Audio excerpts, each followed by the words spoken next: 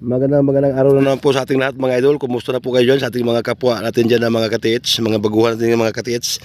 Kumusta na po kayo dyan? So may isi-share naman po ako sa inyo ngayon.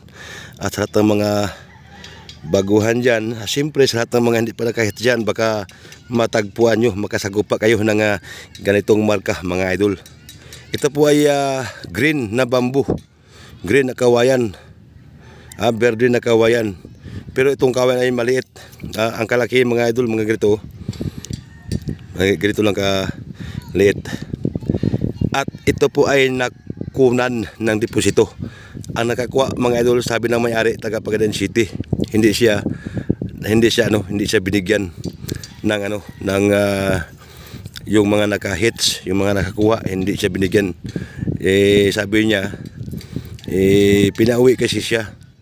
Kumuha raw ng manok kasi daw magkatay raw sila ng manok. So ganito yung marka mga idol. Ito po ay totoo nangyari 2022 nangyari bago ako huminto sa aking pagtitiits kasi wala pa akong kasamahan. Sayang yung mga operation ko. Last operation ko mga idol, 5 meters last na buti, nakataob.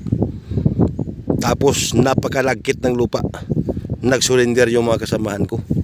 Doon ako nanghihinayang. Kaya ako tumigil po sa aking pagtitreasure. Ang pinaka mapait doon mga idol, hindi po sa atin yung lupa. Pag sinabi ng may-ari na tigilan nyo na yan, wala tayong magawa. So kaya ako tumigil sa pagtitiis. So makinig po kayong lahat. Importante po ito mga idol. Baka matagpuan nyo ito. 100% po ito mga idol. Ito po yung mga yung mga karanasan ko, yung mga nakita ko mismo, kinumpasan ko ang area, nakita ko, kinumpasan ko kung anong porma ng kawayan. So ganito mga idol, isang puno ng kawayan mga idol, nakahilira, naka-straight.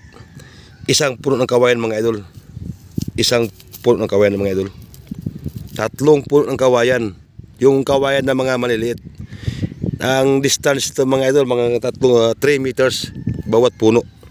3 metro bawat puno. Siyempre ang laki na ng puno. Pero bawat puno niya mga idol ay 3 metro.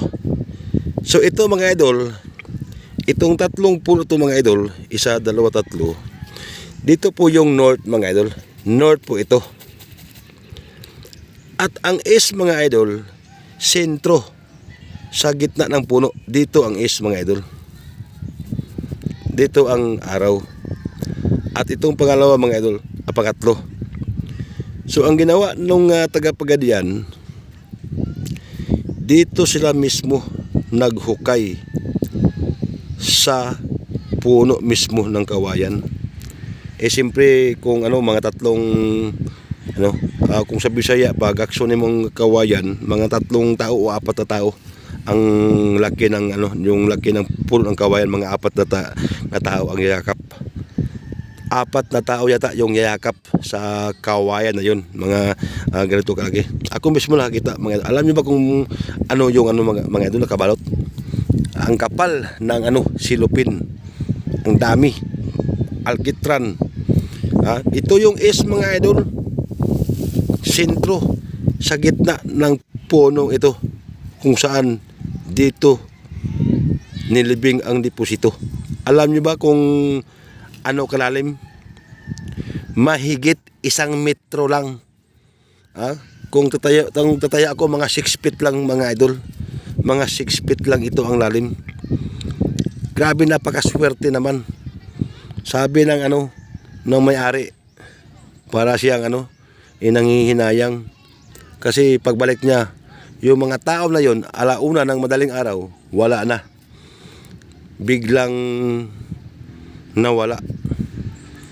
Iniwan yung maso, yung bara, yung pala, yung para yung para yung balde, para ng lupa. Iniwan yung baon, iniwan yung 2 bag, iniwan 1 bag lang ang dinala. Ang nakita doon mga idol, alam niyo ba yung silupin makapal, parang binalot rin ng alkitran. Yun ang yung naiwan doon mga idol. Kaya nung nakita ko, parang ako na nahulugan ng langit mga idol. Sayang. Kaya nga ito yung isi-share ko sa inyo mga positive 100% pag ang puno ng kawayan mga idol or mangga man, halimbawa o kahoy man, basta matatamaan sa kumpas ito, tandaan nyo, dito ang north. Dito ang north. Dito ang east. Nasa gitna talaga. Dito mismo sa puno. Dito mismo mga idol, kayo maghukay. Marami na akong nakitang mga mangga mga idol na mga century, mango tree, naka-triangle. Pero nang kinumpasan ko ang layo. Dito ang araw gumagano mga idol, ito isa, itong isa, itong isa. Yung layo eh. Ito mismo mga idol, ang araw tumama talaga sa kumpas mga idol kung saan ang araw. Dito ang east, ito yung puno ng kawayan, dito mismo sila nahukay. Yung isa naman mga idol, yung kawayan na naka-triangle, ito. So, nakunan din ito. Ito ang araw, itong dalawa na to, naka-ano sa north dito. So, mula sa puno, 2 metro. Mga 6 feet rin ang lalim. Ito naman, kawayan din, nakahilera, naka-straight.